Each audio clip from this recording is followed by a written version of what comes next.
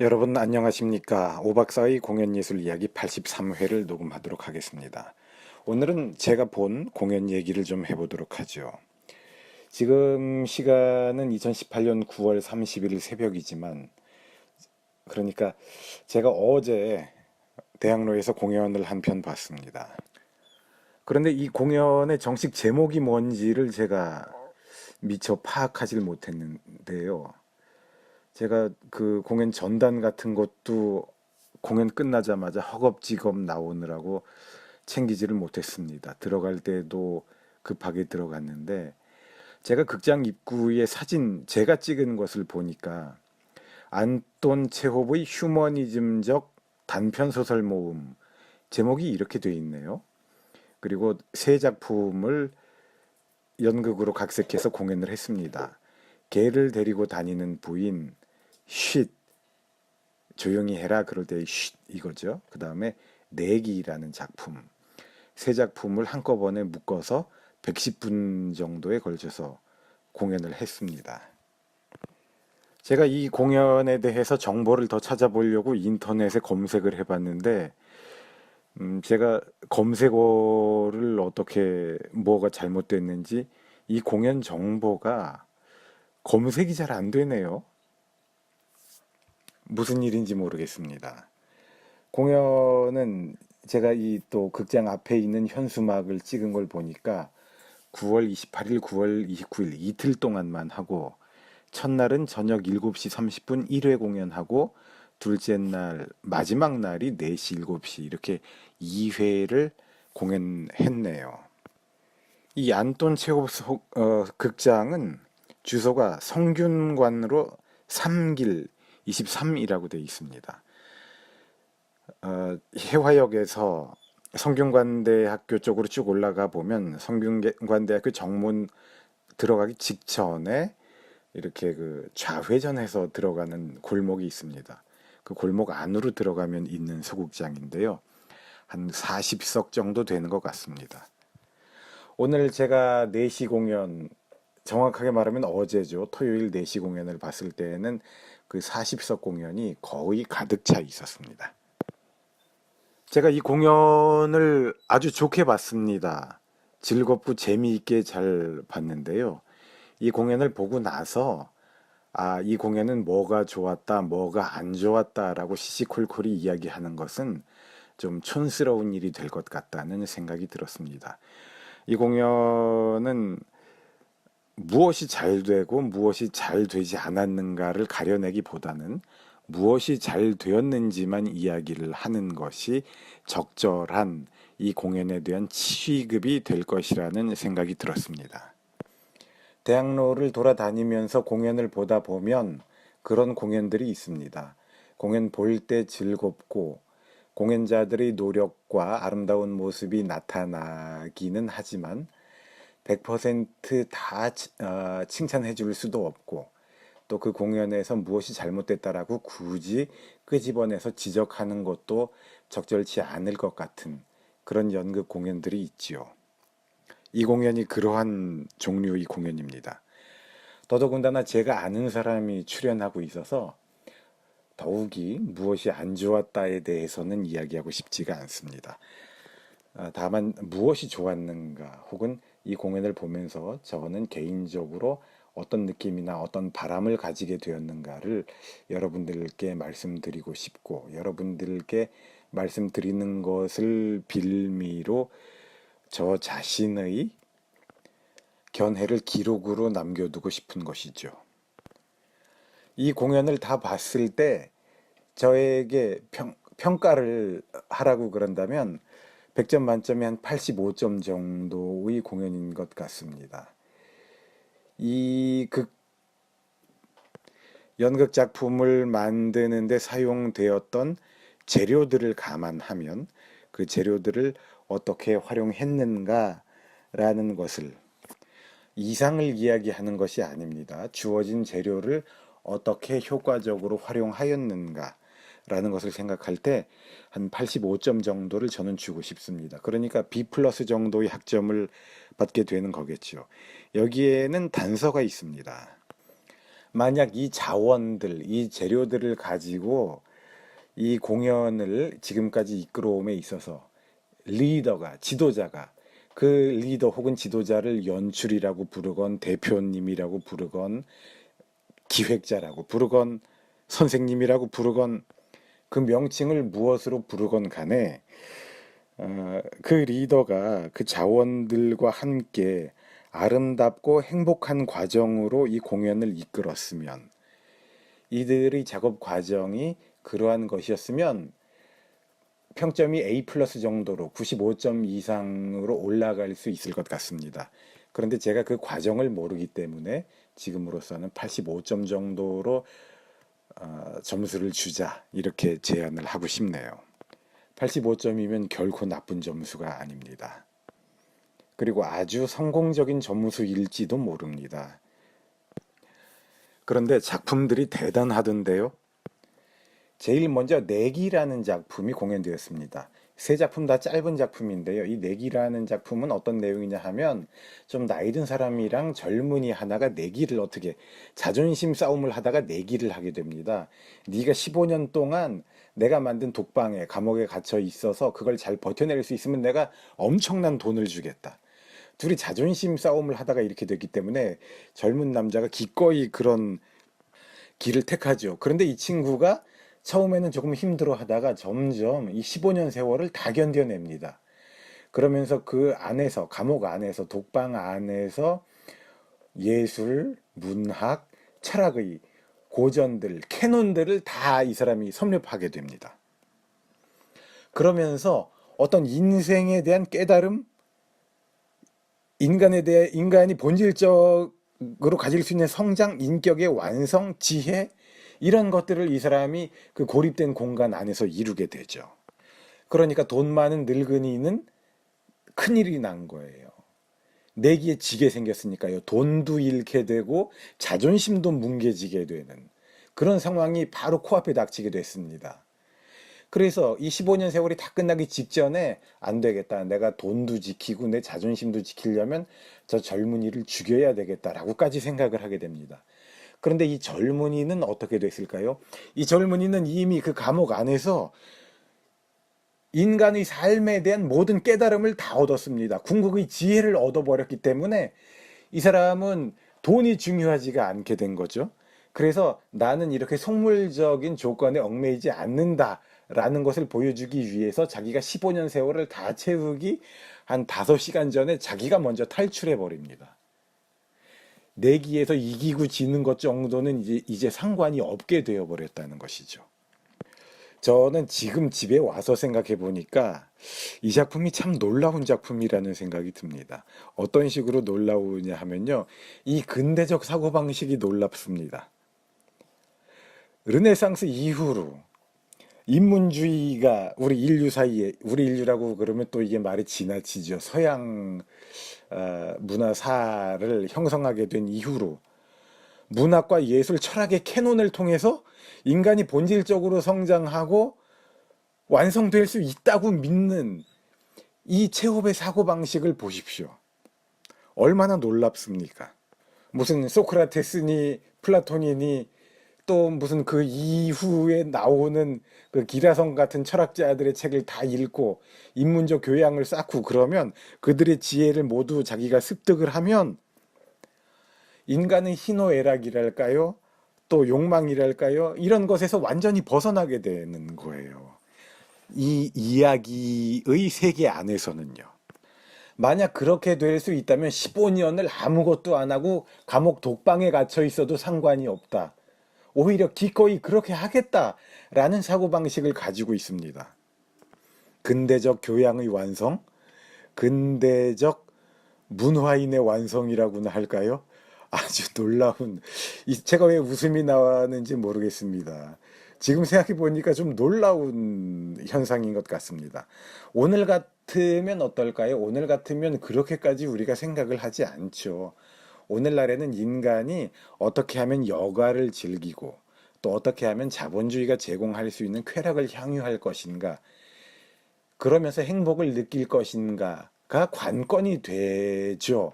오늘날 우리의 인생에서는요. 절대적 교양, 절대적 인간상의 완성, 이런 것이 우리에게는 지금 그렇게 중요하지 않은 것 같습니다. 체홉이 추구하던 문화라는 것, 문화인이라는 것과 우리가 지금 생각하는 문화라는 것, 문화인이라는 개념은 다르죠.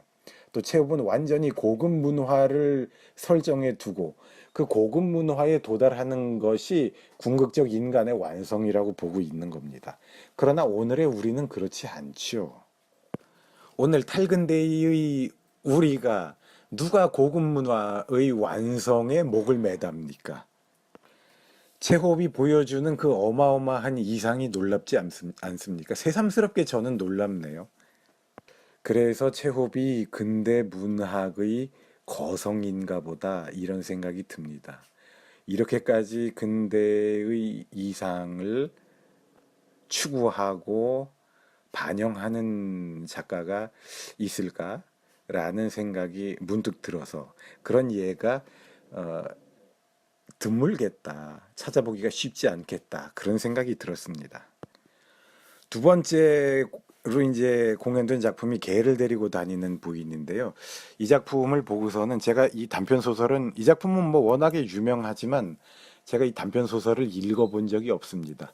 어쩌면 옛날에 어렸을 때 체홉 단편선을 읽으면서 이 작품까지도 읽었었는지도 모르죠.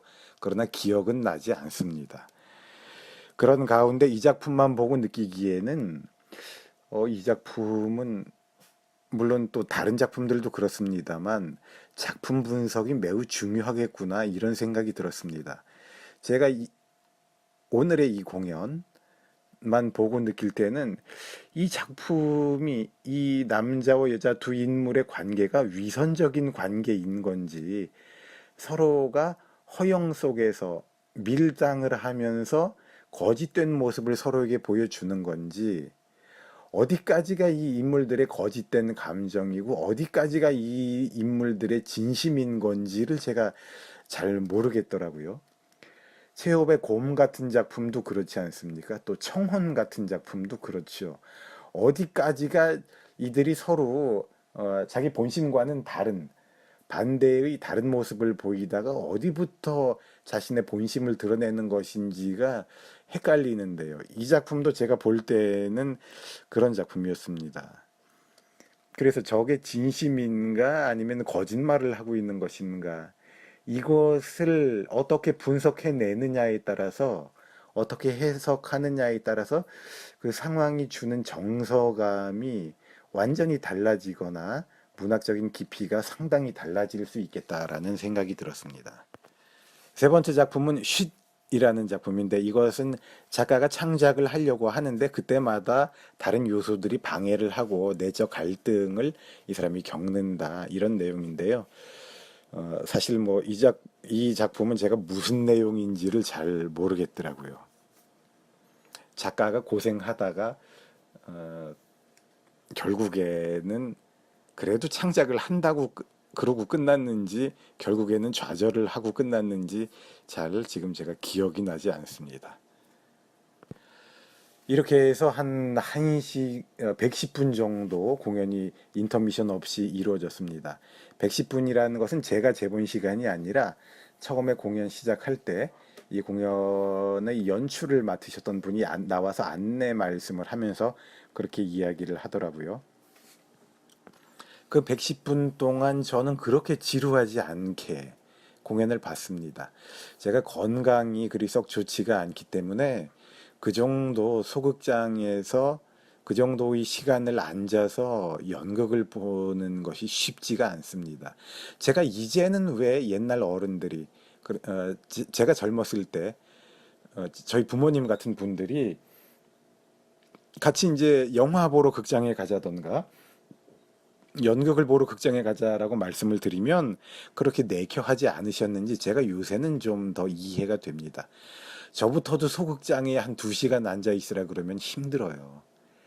뭐 자세가 불편하고 그런 것도 있고 좌석이 좁아서 이런 문제라 보다도 하여튼 그 2시간을 앉아 있기가 정신적으로도 힘들고 관절이나 내장이나 이런 것들, 피로감 이런 것들이 만만치가 않습니다. 건강이 좋으신 분들은 상관이 없겠지만 저 같은 경우는 그렇습니다. 이 말씀을 왜 드린 거냐 하면 제가 그럼에도 불구하고 이 공연을 힘들지 않게 보았다라는 말씀을 드리고 싶어서 그럽니다. 그러면서 어떤 생각이 들었냐 하면요. 분장을 했으니까 제가 거기 출연한 사람들 또 이 공연을 이루었던 사람들의 나이를 잘 모르잖아요. 이들이 젊고 착했으면 좋겠다 이런 생각이 들었습니다. 이 희곡문학에 대한 접근 자세가 성실했으면 좋겠고 이 공연을 준비하는 동안 각자가 서로에 대해서 배려하고 자신의 어떤 불편함을 잘 감내해내고 자신의 이기적인 욕구에 이리저리 끌려다니지 않는 그런 사람들이었으면 좋겠다는 생각이 들어요. 이 사람들이 그런 사람들이면 아까 제가 서두에 말씀드렸던 것처럼 이 공연을 100점 만점으로 평가할 때 95점 이상으로 A 플러스 학점으로 이 공연에 대한 평가가 껑충 뛰어 올라갈 수 있을 것입니다. 또 역으로 뒤집어서 말하자면 이 공연을 만든 사람들이 그런 사람들이 아니라면 이 공연은 의외가 간담하게 될 줄은 이것을 이러한 생각을 의외로 대학로에 돌아다니는 많은 사람들이 하지 않는 것 같아요. 그런 생각을 아예 하지 않던가 아니면 어디서 들은 풍월은 있어서 자기 본심은 안 그런데 입으로만 주둥이로만 그런 말을 하고 돌아다니든가 그러는 사람들이 적지 않은 것 같습니다. 그래서 제가 오늘 본 공연의 그 팀이 앞으로도 계속 젊고 착한 마음을 가지고 열심히 아름답게 연극을 해나갔으면 하는 바람을 가지고 있습니다. 그러기 위해선 선배의 역할이 중요하겠죠. 아무리 우리가 다 자란 어른이라고 그래도 선배의 영향을 많이 받습니다. 어떤 선배를 만나서 어떤 모습을 보느냐. 그래서 그 모습을 보면서 연극인이라는 것은 저런 모습을 가지고 있는 거구나 라고 자기가 영향받고 동화되어 가거든요. 내가 대학로 사람이라면 이런 식으로 행동하게 되는구나, 이런 식으로 행동해야 되는구나 라는 코드를 주입받고 그 코드에 맞춰가게 되는 그런 과정이 있습니다. 그래서 선배들이 좋은 연극 작업의 태도, 또 좋은 인간관계의 태도 이런 것들을 보여줄 필요가 있지요. 사실은 그런 것들을 체계적으로 길러주기 위해서 연극영화과가 생겼던 겁니다. 일제강점기 때부터도 우리 연극계의 염원 중에 하나가 교양 있는 연극인을 길러내는 것이었습니다. 그래서 연극영화과가 개설될 필요성이 있었던 것이죠. 그런데 오히려 연극영화과에서 그런 인력들을 덜 길러내는 것은 아닌가라는 걱정이 될 때도 있죠. 오히려 연극영화과가 아니라 일반 대학에서 대학극을 하던 사람들이 자기 나름대로 대학 교육의 교양을 쌓고 그 다음에 연극계로 나와서 연극인으로서의 길을 걸어갈 때 더욱 교양 있는 연극인이 되는 것은 아니었을까 이런 생각을 하게 됩니다. 그래서 저는 이런 생각도 해봅니다. 연극영화과를 해체하고 교양학부 같은 데서 모두들 다 같이 교양을 쌓다가 고학년이 올라가면 이제 무슨 특수전공 이런 식으로 전공을 정해서 그때 집중적으로 연극을 훈련하게 하는 그런 식의 교육 방식도 바람직하지 않을까 생각을 해봅니다. 아무튼 그렇고요. 이 공연을 보고 나니까 제가 이 작품에 출연했던 제가 아는 그 지인에게 이런 당부를 해주고 싶었습니다. 이제 많은 출연의 기회를 가져라. 이 집단에 충실하면서도 기회가 될 때마다 많은 출연의 기회를 가져서 자기가 잘 해낼 수 있는 배역, 자기에게 맞는 배역 이런 것들을 자주 많이 하면서 많은 기회를 쌓아라. 그리고 그런 가운데 자기가 함께 일하기 쉬운 사람이라는 인상을 주변 사람들에게 주어라. 그래서 사람들이 필요할 때마다 그를 가장 먼저 생각해내고 그와 작업하는 것이 언제나 즐겁고 행복한 과정이라는 것을 스스로 각인하도록 하라. 이런 말을 그에게 당부하고 싶습니다. 사실은 애정을 가지고 그에게 당부하고 싶은 말이 더 길었습니다만 본말이 전도돼서 앞에 말들이 너무 길어지다 보니까 오히려 제가 진정으로 하고 싶었던 말들은 아주 짧게 하게 되어버렸습니다.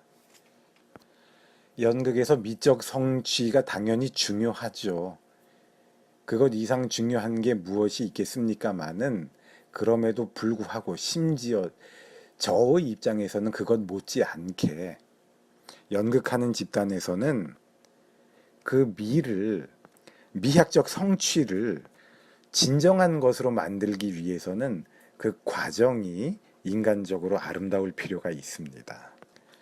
저의 지인이 그 사실을 명심하기를 바라고 연극을 제대로 하려는 사람들은 또 그 사실을 명심할 필요가 있을 것 같습니다. 예상 외로 말이 길어졌습니다. 이번 회에는 이렇게 마치도록 하겠습니다.